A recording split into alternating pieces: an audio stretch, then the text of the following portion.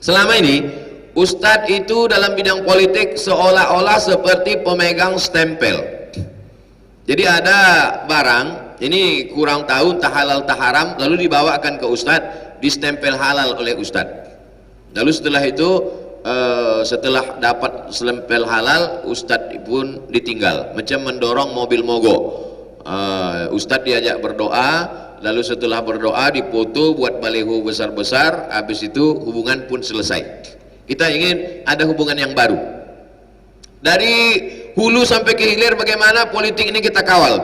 Misalnya dari awal, dari mulai mencarikan calon-calonnya itu memang sudah dari ustadz. Ustadz melihat ada jamaahnya yang potensi, secara finansial ekonominya mapan, lalu kemudian dia cakap secara politik, maka ini layak untuk jadi bupati, wali kota, gubernur. Bukan untuk saat ini, karena yang sekarang udah daftar di KPU, untuk yang 5-10 tahun akan datang. Jadi ketika kita melihat ada potensi itu pada jamaah, lalu kemudian ustadz endorse orang ini sehingga partai meliriknya, karena mau tidak mau, suka tidak suka, partai tidak akan memberikan rekomendasi kepada seseorang sebelum dia pakai hasil survei. Jadi pengalaman yang sudah-sudah, partai hanya memantau saja. Begitu sudah sekian nanti mau pendaftaran di KPU, begitu partai melihat ini surveinya tinggi, barulah dia kasihkan rekomnya untuk orang ini. Maka orang pun berlomba-lomba lah untuk menaikkan survei ini dengan membuat baleho, lalu kemudian membuat sebaran bantuan massal yang tak baik tiba-tiba berubah menjadi baik seketika.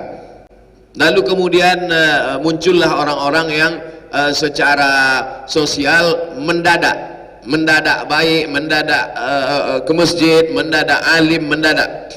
Akhirnya kita banyak tertipu. Oleh sebab itu ustadz amat sangat berperan. 5 tahun 10 tahun sebelumnya dia sudah memantau ada di antara jamaah ini yang secara ekonominya bagus, secara politiknya bagus, dia bisa didudukkan. Maka mendudukkan orang yang bagus ini adalah kewajiban kita. Aslinya kita duduk di situ, tapi karena kita sibuk, kita tidak sempat, dan kita sudah menempatkan diri menjadi guru bangsa, menjadi ustadz, menjadi ulama, menjadi habaib, maka kita mendudukkan orang yang soleh seperti didudukkan yang Muhammad Al-Fatih oleh guru-gurunya. Oleh sebab itu maka ini kewajiban kita bersama. Setelah dia didudukkan, dari mulai memilihkan orangnya, memilihkan partainya, sampai kepada mengawalnya, sampai ketika kita memberikan dukungan pun kita tidak memberikan cek kosong kepada dia, sehingga ketika kita berfoto dengan dia, bersalaman dengan dia, mendoakan dia, diviralkan videonya, maka sesungguhnya kita sudah mengatakan kepada umat, pilihlah dia. Tapi ternyata kalau kita tidak ada kontrak dengan dia, berarti kita sudah mengkhianati. Oleh sebab itu mesti ada kontrak-kontrak. Seperti yang contoh, ini bukan baku tapi sekedar contoh yang saya buat. Ini bisa berubah. Solihun bukan Quran yang solihun likulli zaman wa makan, tapi dia bisa saja berubah sesuai dengan keadaan. Saya tetapkan ada beberapa yang minta endorse anggota calon-calon pemimpin. Saya mau, tapi antum mesti tanda tangan materai 6.000, 12 poin. Poin pertama, kalau antum duduk saat membuat keputusan, antum mesti melibatkan tokoh agama, ustadz, habaib, alim ulama, dan tokoh adat. Jadi kalau di Riau namanya Lembaga Adat Melayu, kalau di Minangkabau ada namanya Ninik Mama. Jadi dia mesti melibatkan dua itu, karena kita tidak mau pemimpin ini mengeluarkan pendapat sesuai kemauan dia tanpa melibatkan dua unsur tadi. Yang kedua, dia siap mempertahankan, mengeluarkan keputusan yang tidak bertentangan dengan Al-Quran dan Sunnah Rasulullah SAW. Yang ketiga, bahwa dia siap memperhatikan masjid dan unsur-unsur masjid. Nah, seperti pelatihan imam, pelatihan khotib, bengkel imam, bengkel khotib, kemudian program maghrib mengaji. Lalu kemudian yang keempat, dia mesti memasukkan 5 pelajaran agama di dalam sekolah umum. Masalah pondok pesantren itu sudah selesai, tapi ada sekolah umum yang mayoritas anak-anak kita sekolah umum, tapi dia tak dapat pendidikan agama. Maka buat perjanjian, masukkan 5 pendidikan agama ke sekolah umum. Quran hadis, akidah akhlak, bahasa Arab, sejarah Islam, fikih. Quran hadis, bahasa Arab, sejarah Islam, akidah akhlak, fikih. Guru-gurunya diangkat dari mana? Gurunya diangkat dari alumni IAIN, alumni STAIN, alumni UIN. Karena sampai ada di fakultas di UIN itu digelar dengan FSP, Fakultas Sepi Peminat. Kan sakit hati kita. Fakultas Sepi Peminat. Jadi saya tanya anak Malaysia itu, kenapa kalian dari Malaysia banyak datang ke Indonesia, kuliahnya ambil fakultas syariah dengan fakultas usuluddin? Kenapa kalian tidak ambil fakultas tarbiyah? Kata mereka, kalau kami fakultas syariah, pulang kami ke Malaysia, kami bisa jadi guru fikih.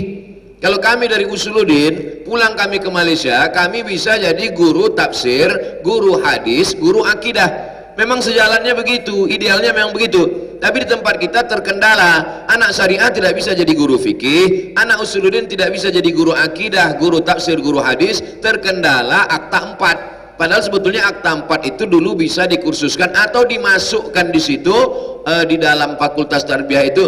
Atau kalau memang bupati, gubernur, wali kota itu mau mengangkat 5 guru tadi, 5 guru alumni UIN yang dari usuluddin, dari syariah bisa masuk, supaya apa? Supaya sesuai input dengan output. Bagaimana alumni dihasilkan begitu banyak, sementara output penerimaannya sedikit sekali.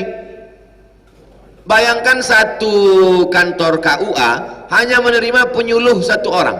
Itulah yang diperebutkan oleh anak syariah dengan usuluddin. Tertulis di map nomor 62. Ketika ditanya panitia penerimaan, Pak, ini di map 62 ini artinya apa? Kamu orang 62 yang mendaftar.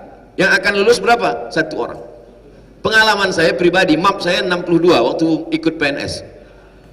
Nah, jadi oleh sebab itu mesti ada terobosan-terobosan baru, dan itu bisa dilakukan oleh bupati dan wali kota. Jadi paling tidak dia buat percontohan dulu, satu kecamatan, satu SMP, satu SMA, dengan dia terima 5 guru. Yang mengadakan tesnya siapa? Yang mengadakan tesnya adalah guru-guru, ustadz-ustadz, para habaib yang dekat dengan yang direkomendasikannya tadi.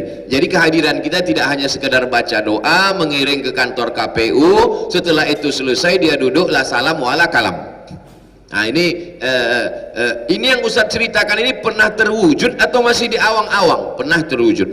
Pernah terwujud, dan kami masuk salah satu tim seleksi guru hadisnya, diwujudkan di kecamatan. Gajinya dari mana? Ini terkait dengan yang keenam. Gajinya bisa terwujud kalau kepala daerah itu mau memajukan Basnas. Jadi bupati, gubernur, wali kota tidak lagi jadi khotib. Banyak juga bupati, gubernur, wali kota ingin tampak religius, ingin tampak supaya dia agamis, akhirnya dia jadi khotib, baca teks, bersalah-salahan pula teksnya. Padahal kalau dia mau religius, dia agamis, dia tidak perlu jadi khotib. Khotib itu tetap ustadz, tetap habaib, tetap ulama, tetap pimpinan pondok. Dia cukup religius dengan mengeluarkan perda, perbub, pergub, perwaku. Jadi kalau anggota dewannya mau perda, kalau anggota dewan tidak setuju karena ini tidak basah, maka bisa perbub, peraturan bupati, atau perwaku atau pergub. Semua PNS, kepala dinas, kepala badan, kepala kantor, PNS, guru dan perusahaan wajib zakat potong atas. Amat sangat bisa. Dan disitulah kesempatan kita untuk mengontrol dari awal. Yang ketujuh, bahwa dia memperhatikan maghrib mengaji. Jadi beberapa daerah yang saya lihat ketika launching program maghrib mengaji itu hebat sekali. Di Masjid Agung, di Masjid Raya, pemencetan tombol program launching maghrib mengaji. Setelah viral diberitakan, ternyata tidak ada itu maghrib mengaji. Maghribnya saja yang mengaji, anak-anak tak ada yang mengaji, karena tidak ada formatnya, tidak ada formulanya.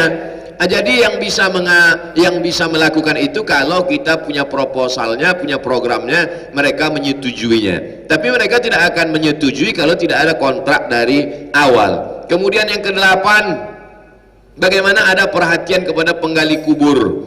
Berapakah insentifnya? Itu diatur mereka sesuai dengan kemampuan APBD, kemudian ditopang oleh Basnas, lalu kemudian swadaya masyarakat, penyelenggara jenazah, dari mulai memandikan jenazah, mengkebumikan jenazah, mengkafani jenazah, kain kafan, lalu kemudian terkait juga dengan ambulan untuk masyarakat tidak mampu. Lalu kemudian 9, kajian-kajian di kantor-kantor itu supaya bersilabus. Hampir semua kantor-kantor itu ada pengajiannya. Kantor, badan, BUMN, semua ada kajiannya. Biasanya pagi Kamis atau pagi Jumat. Tapi kebanyakan semau mereka saja. Kebetulan dia suka ustadz ini, dia undang, habis itu selesai. Dia suka Habib ini, dia undang, selesai. Kita tidak mau begitu. Jadi bagaimana kajian itu bersilabus 40 tatap muka. Clear, selesai. Kontrak dengan lembaga. Kalau memang Mas Puroh namanya, atau kalau di Sulawesi Selatan ICAT namanya, Ikatan Cendekiawan Alumni Timur Tengah. Kalau di Aceh IKAT namanya, Ikatan Alumni Timur Tengah. Jadi kontraknya lembaga dengan lembaga. Kalau kalian mau kontrak dengan ini, kami kirim Ustadz 40 tatap muka, hadis 40 hadis pilihan, arba'in, ayat tafsir ayat-ayat pendek, diawali dengan surat-surat pendek supaya ketika dia sholat dia paham. Atau program 40 tatap muka bisa baca Quran untuk mencerdaskan umat dari buta huruf Al-Quran. 40 tatap muka tentang akhlak. Jadi sehingga bersilabus, berkesinambungan. Tidak lagi pengajian itu ke itu. Dan banyak juga masyarakat perkantoran ini menganggap kehadiran ustadz itu pelengkap penderitaan. Sudahlah dia susah di rumah, macet di jalan, tekanan atasan, datang pula lagi ustadz melengkapi penderitaan dia. Nah, jadi kita mau bagaimana kajian ini betul-betul mencerdaskan. Lalu kemudian yang ke-10, calon itu siap memperhatikan semangat anak-anak muda milenial. Karena anak muda ini kalau tidak kita garap habis. Dia akan digarap oleh narkoba, digarap oleh LGBT, digarap oleh seks bebas, digarap oleh geng motor. Maka harus ada perhatian khusus menghadirkan tokoh-tokoh anak-anak muda, ustadz-ustadz muda, Ustadz Hanan Ataki, Ustadz Muzamil Hasballah, Ustadz Dery Sulaiman, dan ustadz-ustadz dikombinasikan dengan ustadz-ustadz kita. Jadi apa yang kita lakukan selama ini di BKB itu contoh yang luar biasa.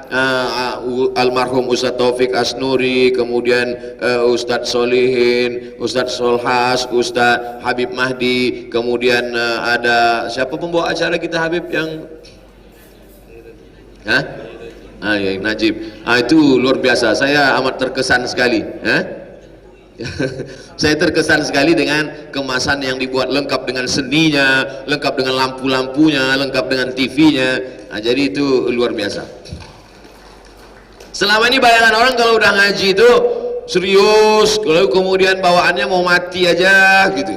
Nah, tapi begitu sampai di Palembang, dia lihat lampunya seperti show, lalu kemudian TV di belakang besar-besar sekali, kemudian sholawat indah cantik pakai drone.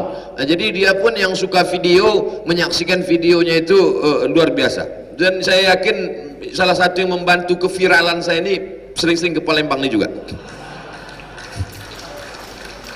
Kemudian yang ke-11, bagaimana selama dia berjalan, selama si calon wali kota, calon bupati, calon gubernur itu berjalan, dia harus didampingi oleh ulama sehingga bicara dia terkontrol, langkah dia terkontrol, sehingga ada di situ keyboard tunggal, ada penyanyinya, paling tidak dia tidak akan maju berjoget dengan yang rok pendek itu. Karena dia pasti segan dengan ustadz, segan dengan buya. Jangan sampai tangan ustadz pula dibawanya ikut joget ke situ. Na'udzubillah. Nah itu, na'udzubillah. Lalu kemudian yang ke-12, saya buatkan 12 poin. Yang ke-12, harus diyakinkan dengan sepenuh hati bahwa jabatan dia itu duduk di situ sebagai peluang untuk beramar ma'ruf nahi mungkar. Kalau kau sanggup duduk di situ untuk beramar ma'ruf nahi mungkar, maka duduklah. Nah, jadi itu bukan hanya sekedar celoteh, hanya sekedar angan-angan, itu saya pakai sendiri. Jadi beberapa yang minta support endorse itu saya kasih. Kalau sanggup ini dan ini, nanti bukan hanya sekedar tanda tangan setelah itu selesai, tidak. Ini nanti akan dievaluasi oleh Majelis Ulama Indonesia dengan Kementerian Agama. Walaupun saat mencalon ini engkau tidak didukung oleh MUI, karena MUI takut andai kau tak duduk nanti takut putus APBD. Maka tapi ketika engkau duduk nanti bukan aku yang akan mengevaluasi, engkau akan dievaluasi oleh Majelis Ulama Indonesia dengan Kementerian Agama. 12 poin ini kau laksanakan atau tidak. Jadi kita berperan dari awal, dari mulai mencarikan orangnya, meningkatkan kredibilitas sehingga naik itu ratingnya, sehingga dia dipandang oleh partai, lalu setelah itu dipilihkan partai-partai yang mini akhafud dararain. Andai kita sudah berpandangan jelek terhadap partai-partai ini, andai semua kita sudah melihat partai ini setan, tapi paling tidak di antara setan ini ada yang akhafud dararain. Antara setan dengan iblis kan lebih baik setan. Akhafud dararain. Lalu kemudian setelah kita pilihkan, kita dudukkan, kita daftarkan, kita iklankan, kita jaminkan untuk umat, kita kawal, kita doakan, sehingga itu bagian dari dakwah kita. Saya yakin dan percaya mungkin kita tak semuanya sependapat, sepemikiran, tapi paling tidak itu salah satu cara. Karena kalau kita lihat meninggalkan kekuasaan ini dibiarkan begitu saja, bagaimana Nabi Muhammad SAW 10 tahun di kota Madinah menggenggam kekuasaan, dan ketika Sayyidina Muhammad SAW meninggal dunia, sahabat berkumpul di Saqifah Bani Sa'idah, itu juga berbicara tentang kekuasaan. Jadi kalau ada orang hari ini berkata Islam tidak ada mengurus kekuasaan, maka sesungguhnya dia sudah menghilangkan satu fikih dalam Islam. Memang betul di sana ada fikih ibadah, ada fikih muamalah, ada fikih munakahat, tapi jangan lupa di sana ada fikih siasah, dikenal dengan as-siasah asy-syar'iyyah, dikenal dengan min fiqhid daulah, dikenal juga dengan al-ahkam as-sultaniyah. Yang menulis itu adalah Al-Imam Al-Mawardi, meninggal tahun 450 Hijrah. Maka sesungguhnya kita sudah mengkebiri Islam, menghilangkan ajaran itu dari ajaran Islam. Kalau kita lihat agama-agama lain, agama Buddha, Siddhartha Gautama tidak pernah cerita tentang politik, tapi justru sekarang yang punya kekuasaan tertinggi beragama Buddha justru orang Buddha, Dalai Lama Tibet. Nabi Isa alaihissalam tidak pernah cerita tentang politik, tapi justru yang kita lihat sekarang punya kekuasaan tertinggi justru Vatikan, punya negara. Oleh sebab itu mengapa umat Islam yang justru punya teorinya tapi malah meninggalkan kekuasaan? Oleh sebab itu maka yang punya ini sebetulnya kita, karena Nabi SAW itu selama, kata Nabi SAW, khilafatun nubuwah 30 sanah, yang melanjutkan kepemimpinan caraku ini 30 tahun. Setelah dihitung ternyata memang 30 tahun. Sayyidina Abu Bakar Siddiq, Sayyidina Umar ibn Khattab, Sayyidina Utsman ibn Affan, Sayyidina Ali bin Abi Thalib. Setelah dihitung 4 orang ini ternyata 30 tahun kurang 6 bulan, disempurnakan oleh Sayyidina Al-Hasan ibni Ali radhiyallahu anhuma, maka lengkaplah dia 30 tahun 6 bulan dilengkapi oleh Sayyidina Al-Hasan. Terbuktilah mukjizat kebenaran Nabi, khilafatun nubuwah 30 sana. 10 tahun Nabi Muhammad SAW dilanjutkan dengan Khulafa ar-Rasyidin al-Arba'ah, dengan Sayyidina Al-Hasan 6 bulan, 40 tahun pemerintahan kenabian. Dari 40 tahun itulah ulama berijtihad, dengan ijtihad mereka lahirlah apa yang disebut dengan al-ahkam as-sultaniyah, as-siyasah asy-syar'iyyah, fiqhud daulah, apapun namanya, tapi itu tetaplah tentang kekuasaan. Jadi kalau ada hari ini orang mengatakan kekuasaan bukan ajaran Islam, da'li kaisar mali kaisar,